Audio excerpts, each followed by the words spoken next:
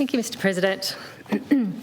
I rise to speak on this motion brought for debate by the member for McIntyre, and thank you for doing that. I note that we, as the member for Murchison pointed out, and I think you referenced yourself, member for McIntyre, we have had a short time to contemplate it across the weekend, and so I'll do my best to reflect on it as fully as I can. And I will state from the outset, much as I recognise the positive intent that the member for McIntyre had in bringing this motion, it's not one that I'm comfortable to support at this point, because I don't believe that it presents us with a balanced proposition reflective of the true impact of the salmon industry in this state.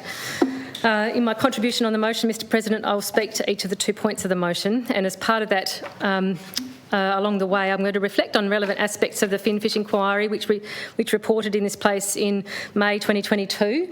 In chairing that inquiry, I had the opportunity to consider matters relating to this industry in close detail, including industry claims, concerns raised in relation to the industry, and the regulatory role of government, importantly. And overall, my view remains that this is an industry that will pursue its corporate interests vigorously, as we would expect, and it must be situated within a regulatory structure that clearly prioritises the Tasmanian community's best interests, including guaranteeing the best social, economic and environmental outcomes for our state. I do not believe that is what we have in place currently.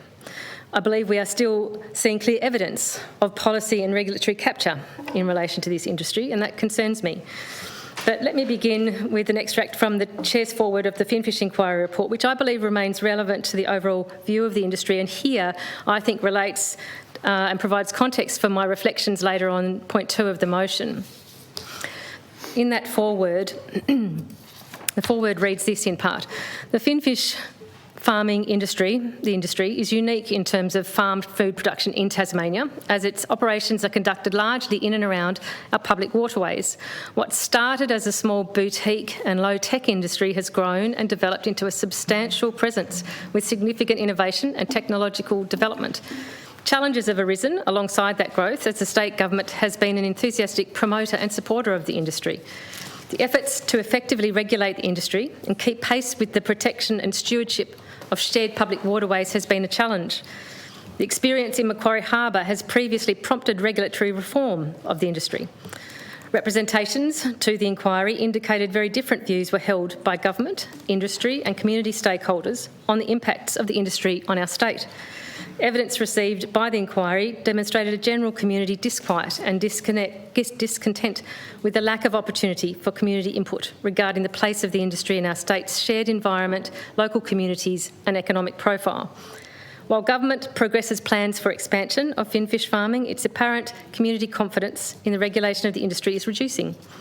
It's clear that if Tasmania is to embrace and benefit most from a thriving industry, all actions taken in regard to its regulation should aim to proactively improve public confidence and build the social licence of finfish farming. Key to achieving this will be ensuring transparency and accountability. Ensuring transparency and accountability are at the forefront of government efforts. Evidence indicates the community would appreciate knowing comprehensive consideration has been given to social, cultural, recreational and natural values, and is at the heart of planning, regulation, promotion and growth of the industry in this state. A high level of concern was evident in many submissions in relation to environmental harm caused by the industry, the proposed expansion of the industry and the adequacy of the current regulatory framework. So, Mr President, as I said, I believe this remains an accurate comment on the industry and is reflective of the mixed regard in which the industry is held in the Tasmanian and indeed Australian and international communities. And I do note recommendation 17 from the Finfish Inquiry, which was this: to establish a framework with criteria for consideration and weighting of economic, social and environmental factors in the assessment and approval of marine farming development plans. And that's a recommendation I don't believe has been adequately progressed, but remains quite relevant here. So, Mr President, that brings me to consider the motion in some more detail. Point 1 of the motion. Point 1 asks us to note the economic analysis provided by the Deloitte Access Economics report dated 2020 regarding the Tasmanian salmon industry. And there's the possibility for some confusion here over which report or reports we're noting. There is the Salmon Tasmania report, which is called The Tasmanian Salmon Industry, a Vital Social and Economic Contributor, published, I think, mid-2023, though perhaps it's more of a promotional brochure than a report. This brochure was apparently based on the Deloitte Access Economics report, which I believe was titled Socioeconomic Contribution of the Tasmanian Salmon Industry, and that was produced in April 2023, is my understanding. The Deloitte report, as others have noted, Mr President, is a private piece of work commissioned by Salmon Tasmania and is not a public document, nor are its terms of reference or data sources. However, I do believe it's based on a survey of the 3 salmon producers in Tasmania and of their suppliers. The details, though, of that survey design and the data collected under it are not public. Given the Deloitte report has not been made public, I presume we are not being asked to note it, as it's a private report, and I imagine most members don't have access to it. So I imagine what we're noting, and I think it's been clarified by the member for McIntyre, is in fact the Salmon Tasmania document that was produced. And I think it's worth clarifying here, Mr President, on the record that Salmon Tasmania is a public relations entity, essentially, created and funded by the 3 salmon farming operators in Tasmania, Tassal, Huon Aquaculture and Pt1. I looked to the Salmon Tasmania website to find further detail to be able to describe that entity. However, on the About Us page of the website, what I found was a promotional description of the industry broadly, but no information about the governance or the staffing or the setup of Salmon Tasmania as an organisation, which is disappointing.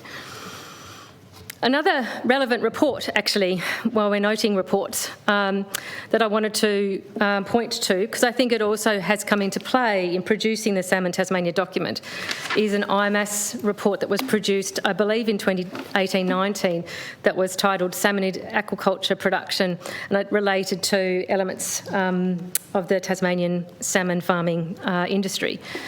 And as has been noted and has come up in question time today, I believe that there is work underway commissioned by the state government from IMAS, again, to look at the Tasmanian salmonid aquaculture socio-economic situation, to make an assessment of that in order to inform models for the collection or the reassessment of return to the Tasmanian community when it comes to that industry, and the revising and reconsideration of that area. As we've established earlier today in the chamber, that work is underway. It's not public as yet, and there's an expectation that there'll be public consultation on that model being developed to ascertain appropriate return to the Tasmanian community for this industry. I'll look forward to seeing that work come forward. Again, ideally, we would see that report that IMAS is undertaking for the state government to inform that. It would be preferable, and certainly in the interests of transparency and accountability, it would be excellent to have that released fully as part of a consultation process with the public. I do note, though, having looked at the RTI disclosure that's already come into the public domain in relation to that the email chain does talk about, or does put a request to IMAS to perhaps to produce an additional, and I'll quote here from the RTI disclosure, a public-friendly version of the econ note completed by about April 2023. And the reply to that said that a draft will be supplied. And I presume that public-friendly version is something that might be released as part of consultation. So, Mr President, there's one further report, as we note reports, that I wanted to mention here. It's already been mentioned by the member for Murchison, and that is the report produced by Tasmanian Independent Science Council, which is a fact-check document, essentially, of the Salmon Tasmania brochure and the Deloitte report that sits behind it. My understanding is that Dr Graham Wells, who produced that fact check for the Independent Science Council, had access to the Deloitte report that sat behind the Salmon Tasmania brochure. The fact check document or report from the Independent Science Council assesses the brochure and draws on the underlying Deloitte report, and I believe also reaches back to also draw on the preceding background report from IMAS, that Salmonid Aquaculture Production report from IMAS. So it's looking at a suite of things that feed into the brochure document.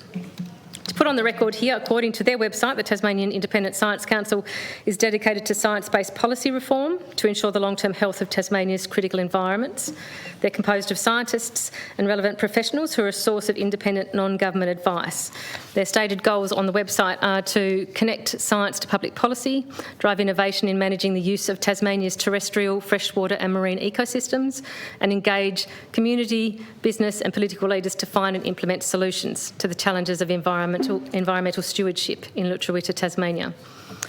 So, Mr President, that clarifies the various interrelated reports on this topic. In noting the Salmon Tasmania brochure, I'll be making reference to the fact-check document from the Independent Science Council throughout. Some of that will cover ground the member for Murchison has covered, but other areas will be brought into play as well. So the summary is, as part of the summary in that Independent Science Council fact-check document, I note that it says this: the Tasmanian salmon industry, a vital social and economic contributor, hereafter the Salmon Tasmania report, published by Salmon Tasmania, provides the first combined, comprehensive and independent analysis of the industry's economic and social contribution to the Tasmanian community. That's a quote. However, it goes on to say in the summary, however, the Salmon Tasmania report makes a number of overestimations and misrepresentations of economic and social benefits provided by the Tasmanian salmon industry. The key findings then are stated as this: 1. Salmon Tasmania's claim that the salmon industry represents 1/5 of the entire agriculture, forestry and fishing industry is grossly exaggerated. When measured on a like-for-like basis, the figure is likely to be around 6 to 7%. And 2, output, as measured by gross value added in the 3 salmon producers, Tassal, Huon Aquaculture and Pt1, has increased significantly, reflecting the overall growth, automation and temporary build-up of biomass that was accelerated by the COVID pandemic. I'm going to talk a bit more about some more findings from that report later as we work through some other elements, Mr President. But I think it's important to clarify, and in fact the member for McIntyre has carefully clarified this in her contribution to, and it was referred to also by the member for Murchison, and I want to include it in my contribution for the record. We do need to understand the nature of the report that we're noting. Page 3 of that Salmon Tasmania brochure says this: Salmon Tasmania has partnered with Deloitte for the first combined, comprehensive and independent analysis of the industry's economic and social contribution to the Tasmanian community. And of course, Mr President, this cannot be taken in any seriousness. There's nothing independent about an industry-owned public relations body commissioning and selectively publishing data from a report designed and paid for by that body. Nor can we, in all seriousness, understand this to be a comprehensive analysis, especially in the absence of the public availability of that Deloitte report that sits behind it, including its terms of reference, its surveying instruments, its data sources or its raw analysis. What we do know is that the Deloitte study that underpins the Salmon Tasmania report is an economic impact assessment, an EIA. An EIA is conceptually different to a cost-benefit analysis. An EIA reports the effects of an industry on economic activity and employment. A cost-benefit analysis asks whether the activity under question is socially desirable. Cost-benefit analysis would take into account environmental costs, the opportunity costs of the resources used, and so on. Salmon Tasmania brochure, based on the Deloitte Economic Impact Assessment, is somewhat misleading in that it dresses up, and I'm referring here to comments made in the Independent Science Council fact-check document, which suggests it dresses up an economic impact assessment with extraneous material to make it look a bit more like a cost-benefit analysis. But, Mr President, it's in no way a cost-benefit analysis. It makes no mention of environmental costs, loss of amenity or subsidies paid by governments. Another key finding from that Independent Science Council fact-check report was number 3, that the Salmon Tasmania report is based on an economic impact assessment rather than cost-benefit analysis. It doesn't account, therefore, for all those other matters that would be taken into account if we were to be asking the question, is this industry a socially desirable one for our state? and I'm not presuming to know the answer to that if we were to ask it. Mr President, I believe that an independent cost-benefit analysis of the salmon industry in Tasmania has not been recently produced, as far as I'm aware, and if it has, it's not been released publicly. This is a gap in our understanding of the industry, and it should be rectified. This was discussed and recommended in the Finfish inquiry and should have been a job the government undertook to inform the development of the salmon plan, which was released this year. I'll talk more about that at a later point in the motion, but it's very disappointing that we actually have this gap in our understanding and assessment of this industry. Mr President, I'd like to pick up on some aspects of the Salmon Tasmania brochure. I won't do it too exhaustively. I know the member for McIntyre has gone through and pointed out various elements of it, and the member for Murchison has made some analysis of elements of it. I'm just going to pick up on a couple of the points which the Independent Science Council's fact check made particular note of. One is in relation to comparisons with other Tasmanian industries. And the point is made that comparisons that are present in the industry brochure are not with other Tasmanian industries are not the sort provided, comparisons with other Tasmanian industries in the brochure are not particularly meaningful in the way they're presented. They don't compare like with like in terms of stages of production. For example, it says the appropriate comparator for red meat processing is salmon processing, not the whole salmon industry. Or if one wanted to include the whole salmon industry, one would compare it with the red meat production and processing industries. Even so, it's not clear why such a comparison tells us anything about the social value of the industry either. So not only are we not necessarily comparing like to like, we're not really making a meaningful, drawing a meaningful conclusion from the comparisons that we make.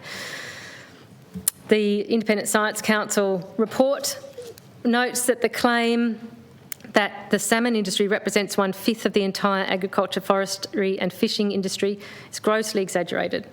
When measured on a like-for-like basis, the Science Council asserts that the figure is more likely to be around 6 to 7%. And they lay out in detail, which I won't go into here, why that's the case. They look at actually classifications under the ABS industry classifications and how that relates to these industries and this grouping of industries. It makes a distinction between the agriculture, forestry and fishing division under the ABS classification and the manufacturing division under that same classification, and points to the fact that a direct comparison of the two figures is not appropriate. It points out the fact that according to ABS data for 2020-21, gross value added in the agriculture, forestry and fishery industry is 4,710 million, but direct GVA in the salmon industry is 426.9 million. A direct comparison of those two figures suggests the salmon industry share of the agriculture, forestry and fishing, I think I've got that right, forestry and fishing division is 9%, not 20%, as claimed in the Salmon Tas brochure. It notes too that because of other inclusions, including processing into the equations, that's probably inflated it even more. So on a like-for-like basis, the salmon industry probably is only around that 6 to 7% mark. I'd be interested to hear a response to that from the industry itself, actually, on the basis of the figures it used to arrive at the 20% figure. I do say, though, Mr President, exaggeration and inflation of the value of an industry using misleading comparisons certainly doesn't prompt us to have confidence in the integrity of this document or of the intentions of the people who have produced it, and that's a shame. I think this is an industry that can stand on its own feet here with accurate and transparent data presented to the community to form the basis of the conversations we have about its place in our state. Mr President, the next general area of the Salmon Tasmania brochure that I'd like to make comment about relates to jobs in the industry. Looking back to the LegCo Finfish inquiry, I note there one of the findings was, and it's finding 150, that there are competing claims regarding the current and future employment numbers attributed to the Tasmanian finfish farming industry, and certainly that appears to continue to be the case. Of particular note in the Salmon Tasmania document are the inflated claims it appears to be making about income in the salmon industry, in salmon industry jobs in comparison to the Tasmanian average wage. A key finding from the fact check document is this, which is number 4 in the key findings. Salmon Tasmania claims that the industry jobs pay 56% more than the average Tasmanian job. Although it's difficult to directly compare wage data, it's likely that wages in the broader salmon industry are almost the same as the average Tasmanian wage if both direct and indirect employment by the industry is considered. If the comparator is only the wage paid directly by the 3 salmon producers, then wages are higher than the average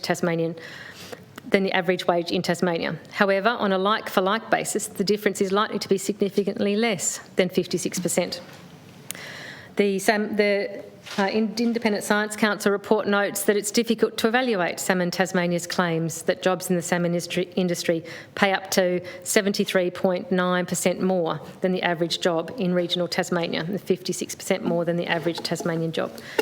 The Deloitte report provides some context for the latter claim, apparently. The Science Council report does a breakdown of that in a table on page 7, presenting the data. What the table shows is that when measured in terms of full-time jobs for the salmon industry as a whole, the wages are roughly the same as the average Tasmanian job, and that if we were to compare like for like, even those direct jobs from the salmon producers are comparable to other like wages. In a media release that accompanied the Independent Science Council fact check report, Dr. Graham Wells, who produced that report, said this: the salmon industry has previously made grossly exaggerated claims that it employed 12,000 Tasmanians at a time when it could readily be established that the producers themselves employed around 2,000 Tasmanians. It's a pity that the latest report from Salmon Tasmania has not been more careful in the claims it makes. Now that all 3 salmon producers are under foreign ownership, industry finances and economic contributions have become even more opaque. Salmon Tasmania has missed an opportunity to provide the Tasmanian public with a transparent, holistic analysis that accounts for all social, economic and environmental costs and benefits for the industry. We can all agree that the industry is an important employer, especially in regional areas, but trust in industry reporting requires accuracy, not exaggeration, said Dr. Wells. Mr. President, I agree with Dr. Wells' further comments in that media release that while the industry is an important employer in regional areas, inaccuracy and exaggeration are not necessary nor reputable when it comes to assessing its value for the state. There have always been questions over the impact of increased automation in this industry too on the number of jobs provided, especially in the regions. While the Salmon Tasmania brochure on page 4 says that 1 in every 4 jobs are related to the salmon industry in regional areas, I'll just clarify what regional areas they were. Sorry, that was in relation to the Huon Valley. They have not provided the source for that figure, nor what is captured by the term related to the salmon industry. It's also been pointed out to me that the Huon Valley Council website appears to indicate that Huon Valley jobs in the salmon industry have decreased by 30% over the past 5 years. I'm not sure what has driven that decrease, if in fact that's reflective of a decrease. Perhaps the jobs have been centralised to Hobart, perhaps the jobs are being done by drive-in, drive-out workers rather than Huon Valley locals. I do see, though, that when we are presented with figures like 1 in 4 but without any understanding of exactly what is captured by that or what that data source is, it's difficult for us to assess. I also note on page 4 a similar claim that in Latrobe, Tasman and West Coast, 17% of all jobs are related to the salmon industry. However, on Tasmania's west coast, I know that if we look at the areas of Strawn, Zeehan, Rosebery, Tulla and Trial Harbour, and we use census data to look at that, which is the most independent and accurate data available, aquaculture accounts for 4.2% of total employment. And again, the source of the figure that they've used there, that 17% for Latrobe, Tasman and West Coast, is not clear where that's derived from, nor what's captured by that term related to the salmon industry. I also am not clear on why we would be grouping Latrobe, Tasman and the West Coast rather than look at each as a distinct area for which an accurate figure could be provided. There'd be other regional areas that we could look to as well to have a distinct figure to understand best their unique situation. Mr President, we can understand why the salmon industry would wish to inflate the impression of its significance, especially in our regional areas, to try to lock in community and political support. But using data in misleading ways and cherry-picking data, while it's to be expected in industry propaganda, it's not an appropriate basis for government policy. So what we do with this sort of document is important, and how we regard it when it comes to government policy and decision-making is important. It's important to have transparent, accurate analysis of these kind of data so we can effectively understand and plan for the presence and the regulation of this industry in Tasmania. The government must take responsibility for seeking or producing data and analysis of data that is independent of vested interests and transparently available for public scrutiny. I do also note, when it comes to the issue of jobs in this industry, that Salmon Tasmania has itself complained in the media, and I'm referring to a news.com article on the 12th of April this year, 2023, that the costs of production in Tasmania are 30% higher than global costs, and they declared that jobs are a key contributor to that. The quote there in that article from Salmon Tasmania is this: "Costs of production in Australia are higher than our international competitors by around 30%. Labour costs are higher, and add to this the cost of freight and fuel from Tasmania." That was the JBS CEO, Henry Batista, who was calling for less regulation and production costs, and apparently making or referring to plans to potentially import labour, which is something I think we would feel concerned about in this state, potentially in this industry. We would prefer, I'm sure, to have it support local jobs and employment. Mr President, having commented on these concerns in regards to jobs, particularly the inflated claims by the industry in the document, I do also wish to clearly acknowledge that there are many Tasmanians who work in this industry and its associated industries who love their job and are happy to have the opportunities these jobs provide, particularly in rural regional areas. I believe we can have this industry and the jobs it provides as part of our state picture, and we can optimise the social, economic and environmental outcomes from it. But that will not occur until the government stops what too often looks like obsequious capitulation to this industry and starts standing up for the best interests of the Tasmanian community. Mr President, I'll move on to point 2 of the motion, which asks us to acknowledge that the Tasmanian salmon industry is a vital social and economic contributor to the Tasmanian community. In a simple response to that, I would say that that's overstated, and it's difficult for us to assess based on what we're presented with to contemplate under this motion. A social licence certainly can't be claimed on the basis of misleading or overstated assertions, or assertions that don't have transparency and accountability, the ability to scrutinise associated with them. I don't believe that what point 2 asks us to acknowledge is a balanced picture of the industry and its place in this state. One thing is for sure, the Tasmanian salmon industry is now a vital contributor to 3 multinational companies whose interests lie far away from our shores. In times past, there was a local affection for this industry based on it being seen as a locally owned success story. There was a perception of a direct and positive connection between those who owned and were running the companies and those who worked for them and the communities in which they operated. We have moved well away from that now, although the industry is no doubt trying as hard as it can to hold on to any residual habitual local affection.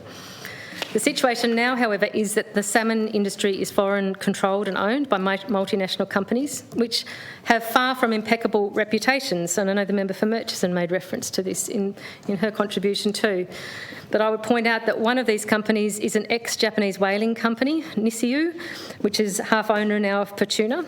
One of these companies was found guilty of the biggest corruption scandal in world history in Brazil, JBS, now owner of Huon Aquaculture.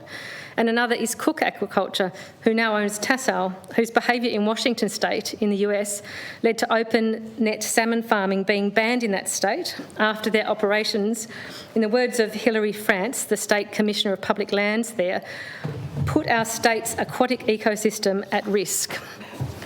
In addition to issues with the international reputation of these companies, a further concern is that now that all 3 salmon farming companies are foreign-owned, there's even less transparency around their financial situation.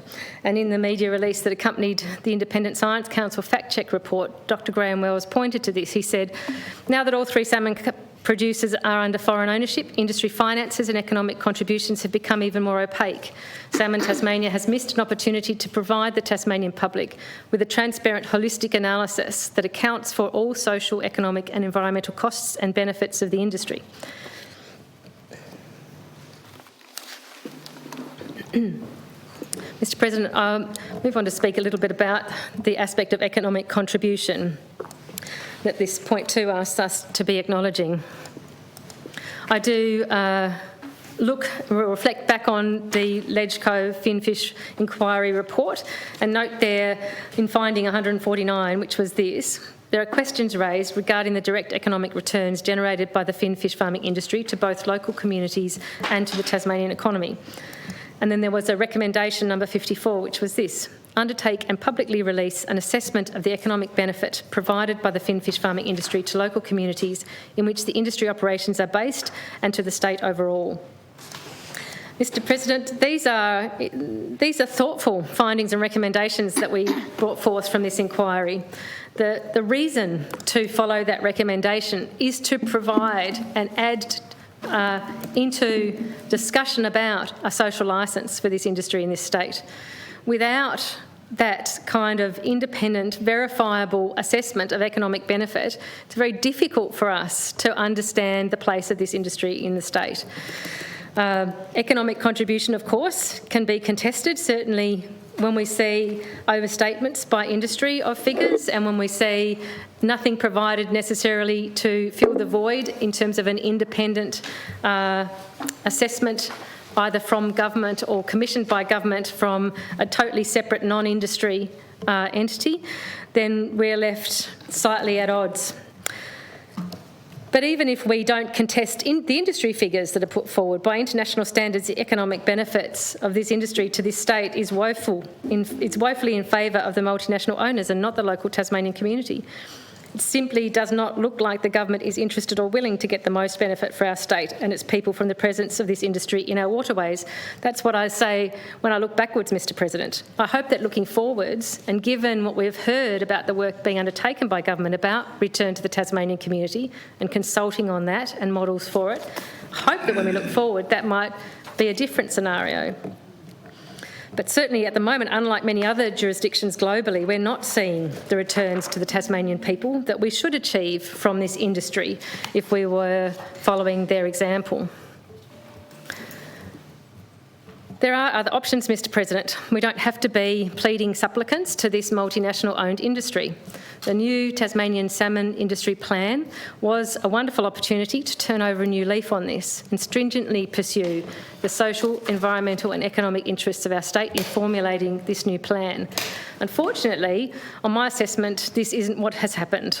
I note that the Tasmanian Independent Science Council made several submissions throughout the consultation process on the Salmon Industry Plan, and I believe after the Tasmanian Government failed to incorporate any recommendations from that body into the Salmon Plan, the Council did, I think, something that I think was a very positive and constructive thing. It put forward its own Plan B, an alternative vision for aquaculture in Tasmania. So rather than just gripe, it actually said, well, what could this look like if we were to follow some of the suggestions being made by the Independent Science Council? The key points of that plan put forward by the Science Council included these. The rapid expansion and increased automation of the industry has not resulted in proportional increase in employment.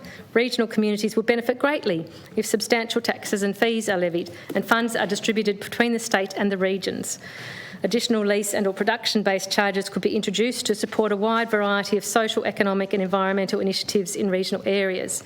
That's certainly a very positive way to see an opportunity to better promote the economic interests of our regions and our state. Another key point they pointed to was clear policy, strong regulations and transparent reporting being needed to prevent environmental harm and maximise social and economic benefits. Again, a fairly straightforward statement, but it's a recognition that that's not what is regarded as happening at the moment. They also suggested the publication of annual reports on salmon production and impacts at state, regional and lease-specific levels, being critical for transparency, particularly with foreign ownership being the context in which this industry is operating. Mr President, this was a very positive contribution from the Independent Science Council. It provided for a presence in this state of the salmon industry while actively putting forward ideas for protecting the social, environmental and economic interests of our state. It certainly demonstrates that there isn't just one way we can deal with this industry in our state, and we can be thoughtful and creative and certainly put our state and our people's best interests at the forefront when we think about the way forward.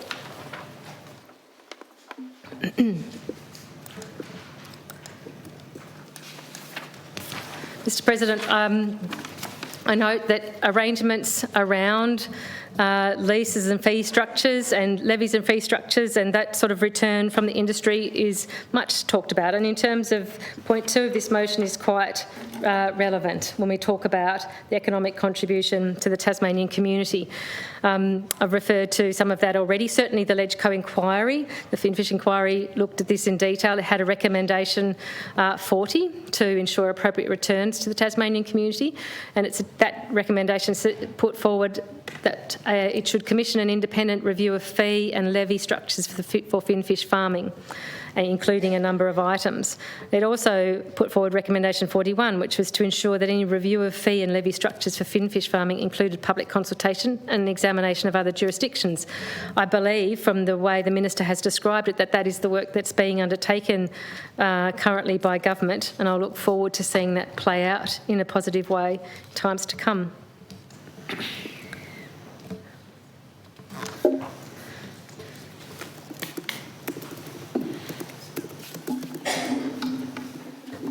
I am interested, I know, as I said earlier in my contribution, Mr President, I would, if the government has commissioned from IMAS, as it would appear it has, work done on the socio-economic assessment of the salmon industry in the state to underpin this work. I think it would be reasonable and appropriate for the government to release that publicly as part of taking this forward, and to not have yet another example where we have an apparent piece of work done about this industry which stays behind the veil of secrecy. This industry and the analysis we do of it should be robust and transparent. It should be able to see the light of day and stand up to plenty of independent scrutiny and community and government discussion.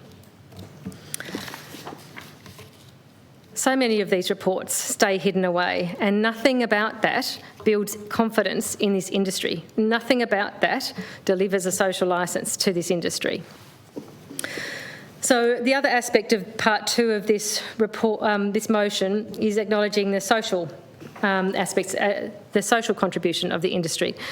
And this is a difficult one. It's a mixed bag. It was interesting to me to look back and think about, in the context of the Legislative Council Finfish inquiry, what we heard about there and the sorts of things that were brought to our attention. I do note 2 findings from that report that are relevant in terms of social impact. Finding 146 from that report said, there is an appreciation for the finfish farming industry and associated benefits it provides to local communities, including employment, economic activity and support to local clubs, associations and schools. It was very positive that we heard that clearly through that inquiry. And then we also had finding 147, which said this: there is a perception and concern from some community members that the finfish farming industry purchases social licence through contributions to local clubs, associations and schools. So it's an interesting flip side of similar observations. And we also, I would note, had finding 148, which said individual community members reported experiencing social exclusion as a result of their non-affiliation with the finfish farming industry. And I imagine, Mr President, that had we heard more from people involved in the finfish farming industry, we might have heard them report instances of social exclusion because of their employment or association with the industry. So I think that cut both ways in that sense, to be very fair. And I think that's really reflective of the fact that communities do see social benefit flowing from this industry, but at other times they feel concerned about potential greenwashing, I suppose, or social washing of community washing of this industry through that sort of support or largesse that's shown.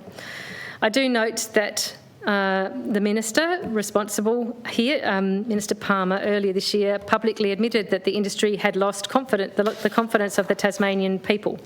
That was a direct statement made.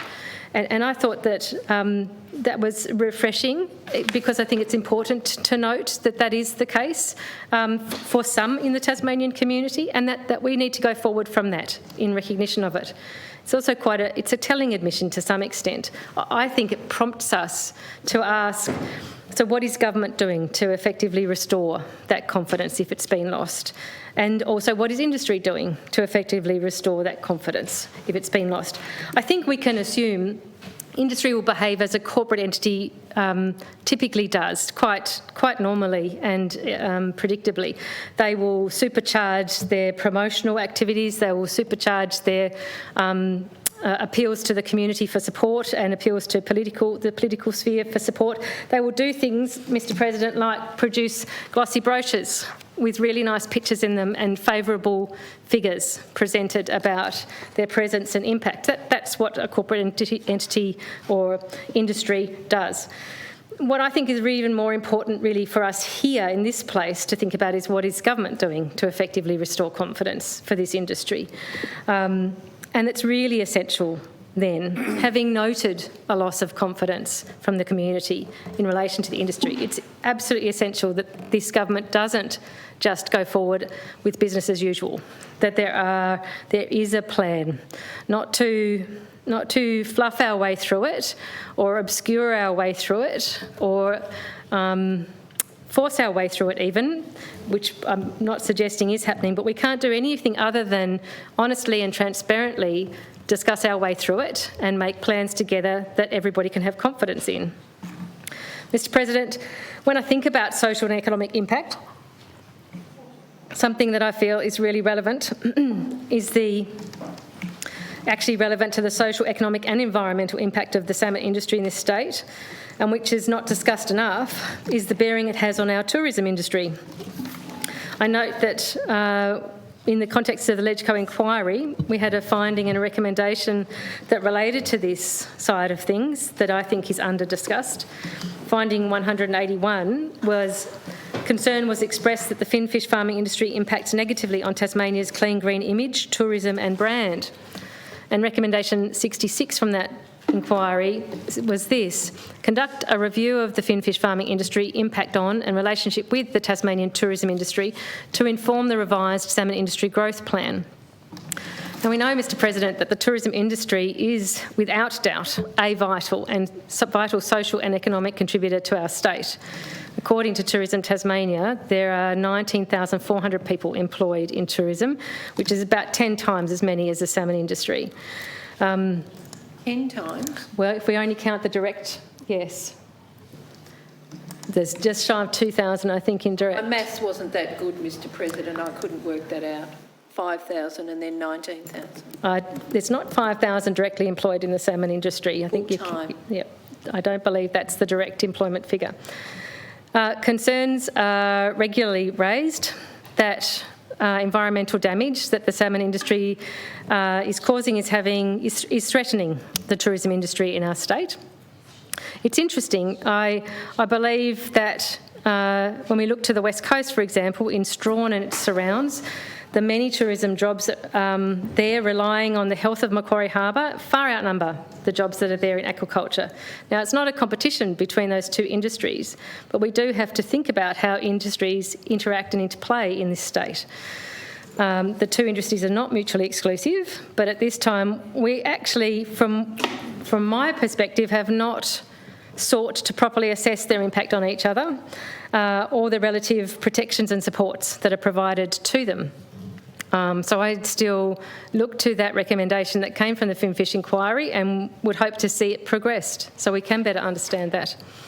Mr. President, of crucial importance here in our discussion and in the motion as it's stated is the omission. And it's an omission that's in the Deloitte report, I believe. It's an omission in the Salmon Tasmania brochure. It's an omission in the motion. Any acknowledgement of the environmental impact of this industry. We're talking about social, we're talking about economic, but we're not talking about environmental. And that, for me, is problematic. When we know that this industry does have an environmental impact and the cost of that's borne by the state and by the people of Tasmania. And I think that it's inseparable to talk about social and economic without talking about environmental in respect of this industry. It's only through a genuine and comprehensive consideration of social, economic and environmental impacts that we can make an assessment of the value and the contribution that the salmon industry makes to this state.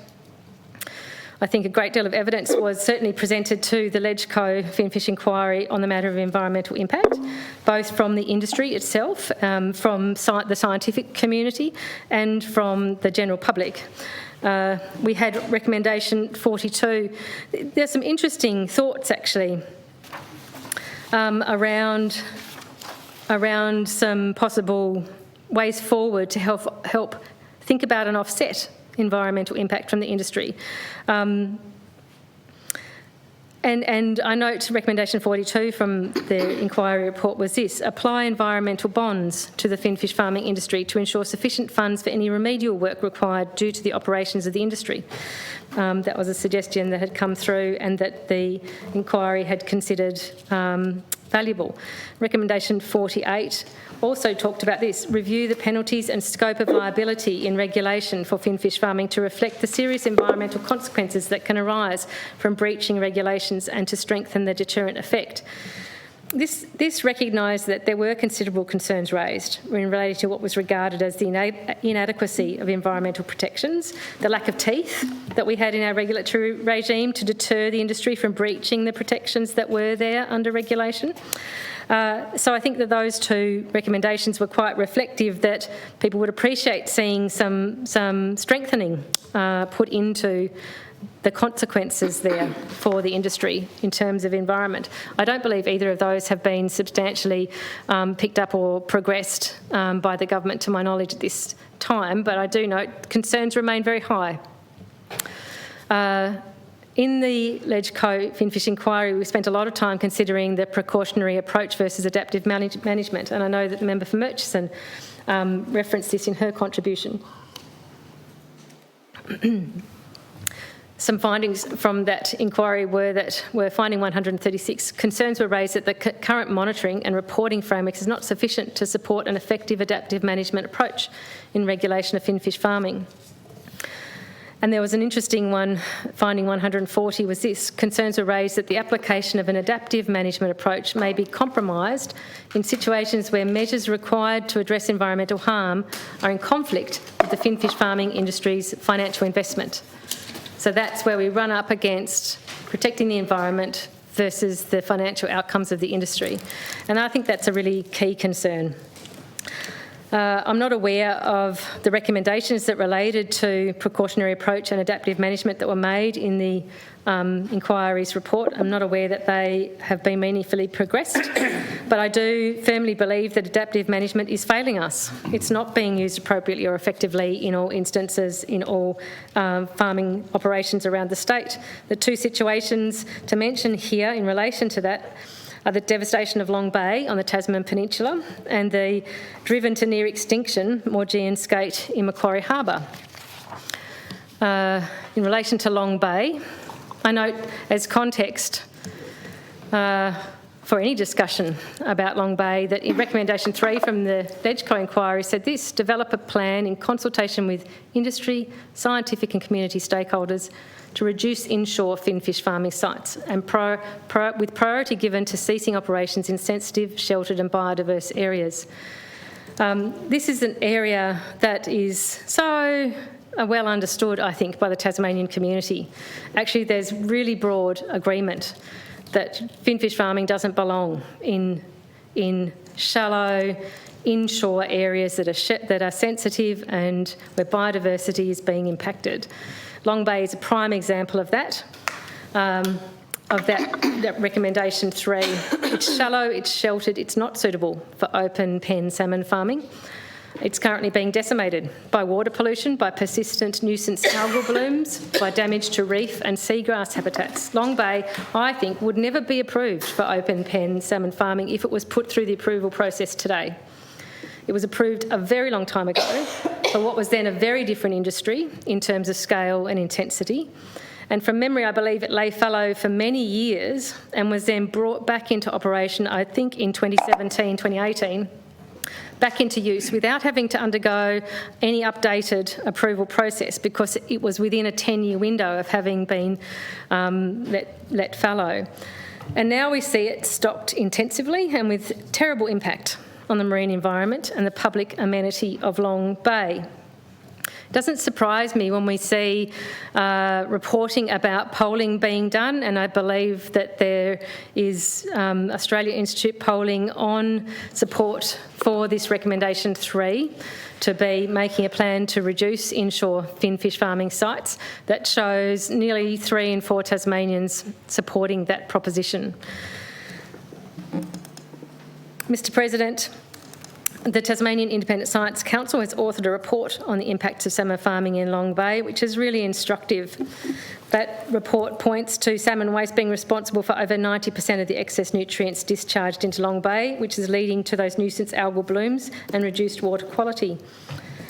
It shows that monitoring that's done by the EPA and IMAS and independent consultants are showing that the environmental impacts of the Long Bay lease extend well beyond the 35-metre zone that's permitted under its environmental licence.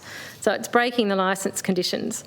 And the Science Council urges the environmental licence for Long Bay lease not to be renewed when it expires in November 2023. Mr. President, the situation in Long Bay is just one example of the need to fully assess, analyse, document and weigh up the environmental impact of this industry.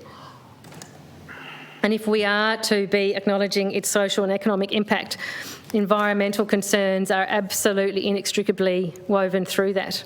The other example I pointed to was that of the Maugean skate in Macquarie Harbour. It's another clear failure when it comes to adaptive management of salmon farming, and the imminent extinction of that animal is highly concerning and should be actually a point of shame for our state. I do